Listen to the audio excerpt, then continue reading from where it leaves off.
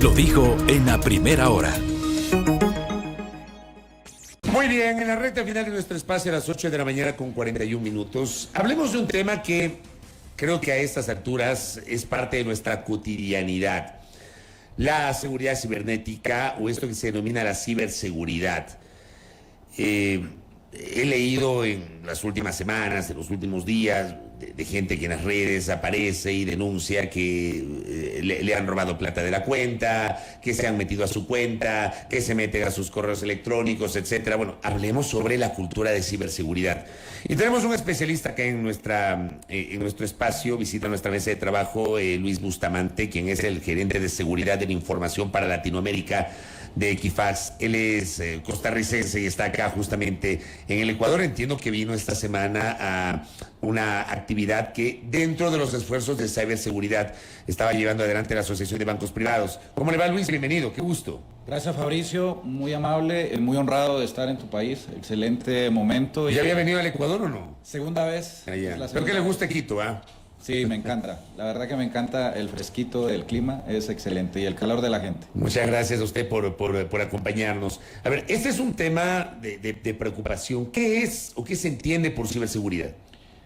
Mira, el tema de ciberseguridad a veces se usa indiscriminadamente para referirse a todo lo que tiene que ver con seguridad de la información en general. Pero la ciberseguridad no es otra cosa que la protección de la data o de los datos de las personas o de los datos de una organización que pueden involucrar muchísimas partes, ¿no?, de esa misma información. Protegerlo, defenderlo, ¿no?, ante cualquier amenaza, ante cualquier ataque, se convierte en ese globo o que engloba todo lo que significa la ciberseguridad, que puede tener diferentes componentes de protección, componentes de disuasión, y también componentes de privacidad, ¿no?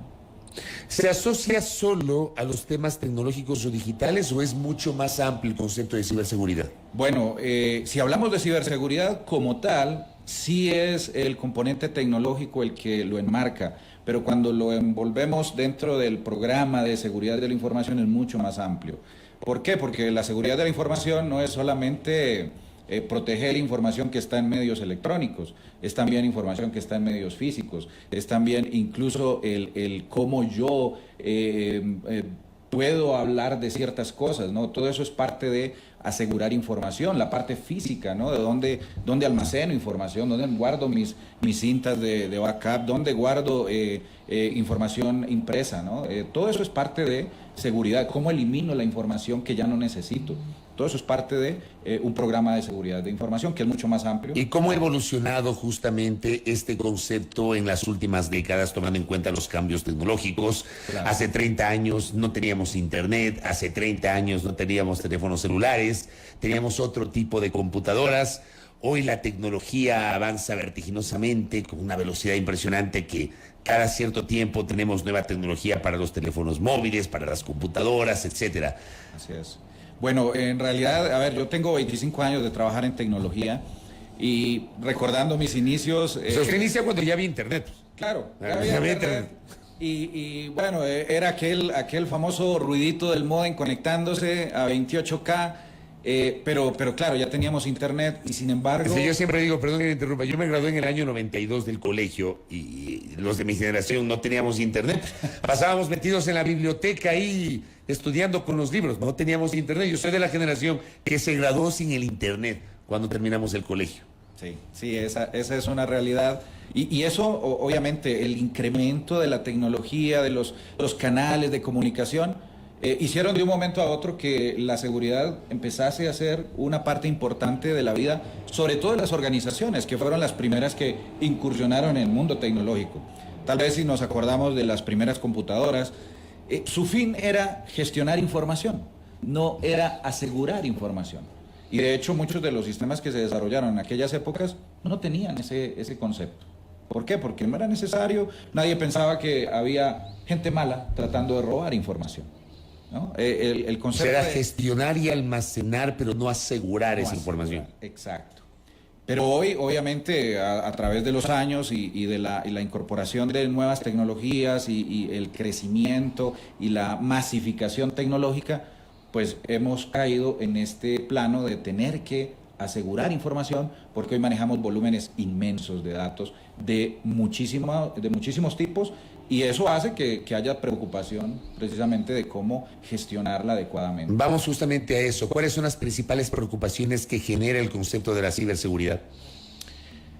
Particularmente, uno de los temas que más preocupa es el uso de la información de manera indiscriminada. Es decir, todas las organizaciones tienen información y esa información la deben custodiar. Pero más allá de eso, el evento mismo de tener la información asegurada implica que todas las personas que trabajen dentro de una organización deben saber de seguridad. Una de las preocupaciones más grandes es eso. ¿Cómo hacer para que la seguridad no sea vista como un tema para poquitos, para el equipo de seguridad de la organización, sino que permee a toda una institución, a todos los colaboradores? Y más allá de eso, yo pienso, y esa es una de mis preocupaciones, que esto debería ya volverse casi que materia obligatoria desde los colegios, desde las universidades. ¿Por qué? Porque no debería ser un uso exclusivo para gente que está en tecnología, no. Creemos que la ciberseguridad y principios básicos de seguridad deben difundirse allá, afuera.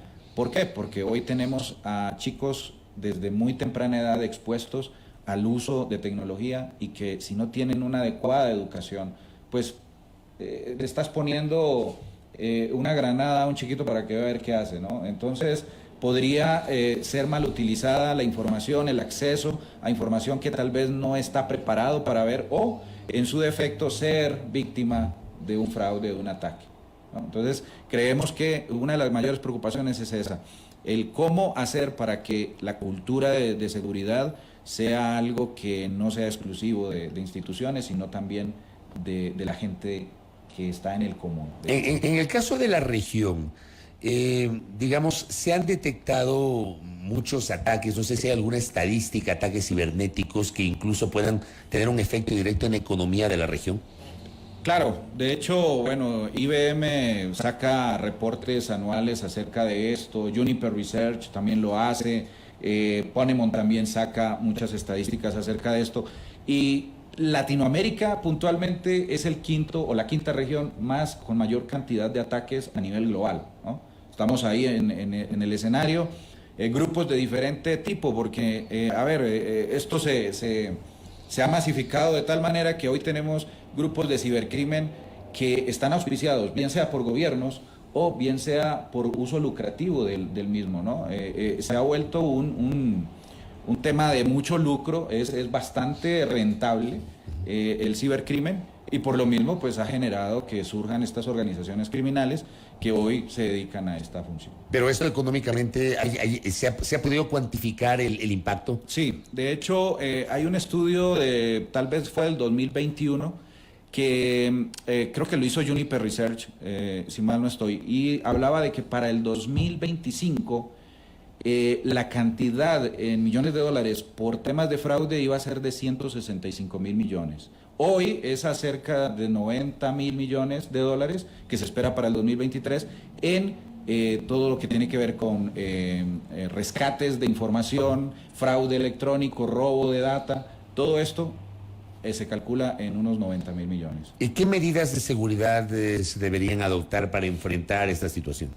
Wow, ahí depende mucho del apetito de riesgo que pueda tener una institución, pero definitivamente al menos contar con un programa de seguridad fundamental basado en los estándares que tenemos en la industria es necesario para cualquier institución. Ya ni siquiera es solamente para las instituciones financieras.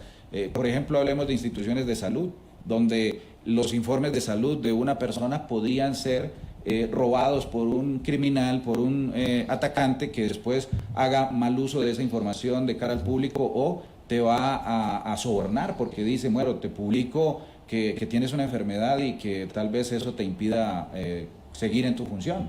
Entonces, cosas de esas se dan y es la preocupación, cómo las instituciones hoy gestionan la información, deberían tener un programa de seguridad. Y las personas comunes y corrientes, el ciudadano de a pie. Para el ciudadano de a pie, principios básicos de seguridad, el uso de redes sociales, el cómo publico yo información en redes sociales.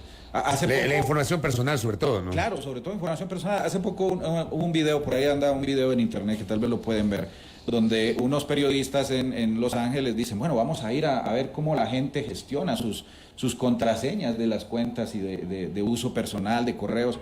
Y empezaban a hacerle preguntas básicas a la gente. Bueno, ¿y qué contraseña usas?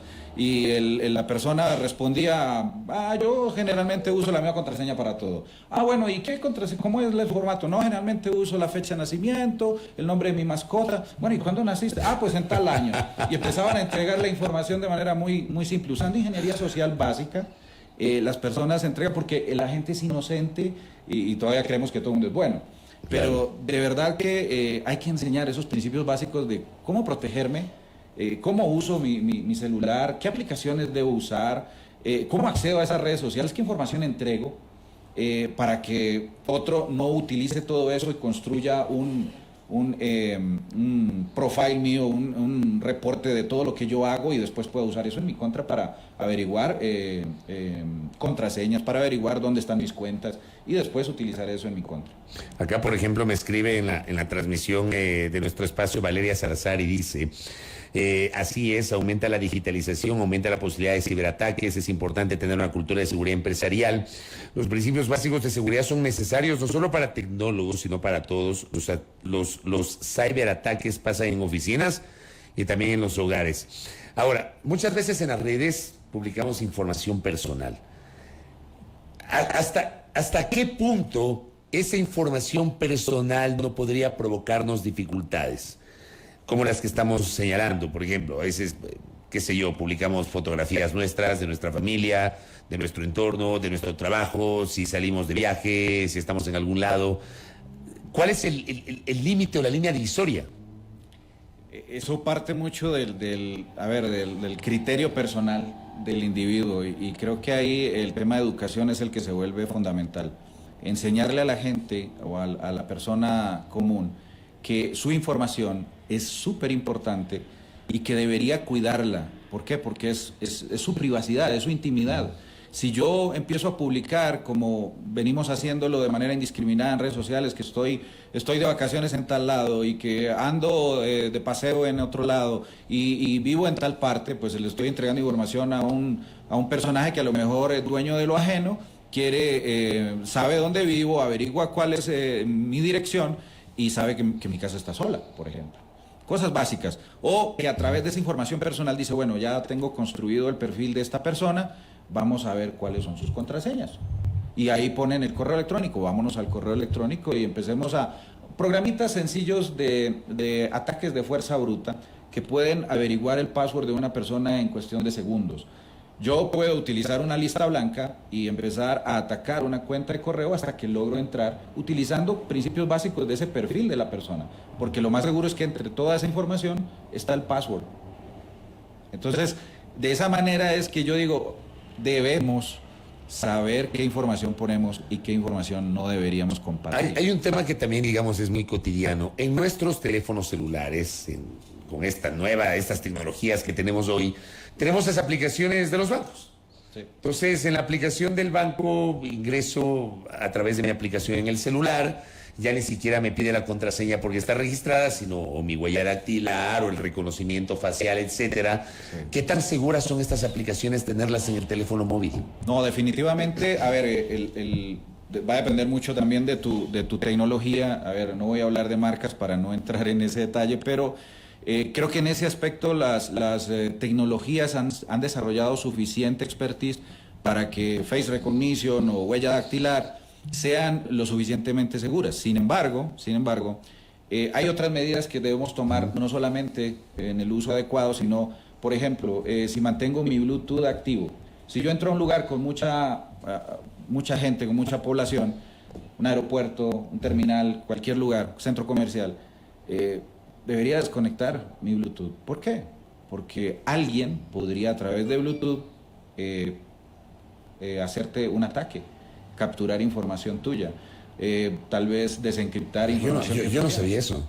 Claro, sí se puede hacer. Entonces, y muchas otras cosas. Pues eso para mí es una novedad. Ay, perdón mi ignorancia, porque yo soy ignorante en estos temas, pero para mí lo que está diciendo es una novedad. Sí se puede, y eso es precisamente parte de la educación, fundamentos básicos que deben tener los usuarios, mantener actualizados los celulares con los últimos parches que sacan los fabricantes. ¿Por qué? Porque ahí hay nuevas protecciones, parches de seguridad que hacen que proteja mi información en el celular. Y, por ejemplo, esto, digamos, en Ecuador estamos viviendo una crisis de seguridad muy compleja por el auge de la delincuencia, la común y la organizada.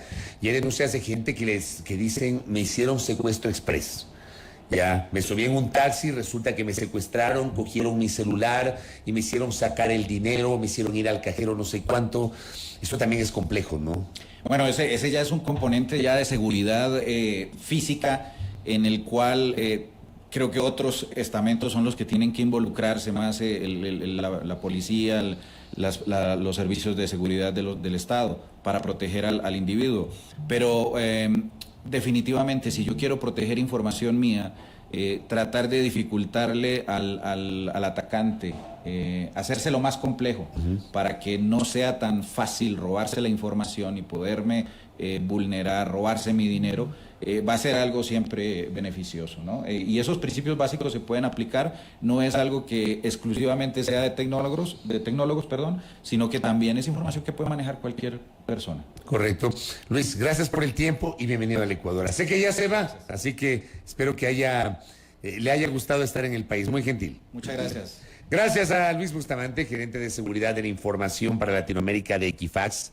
Hablando sobre esto, que digo, es parte de nuestra cotidianidad y uno aprende todos los días cuando conversa con especialistas en estas materias sobre medidas para enfrentar eventuales ataques, para garantizar nuestra ciberseguridad, que también va de la mano con temas culturales. Primera plana.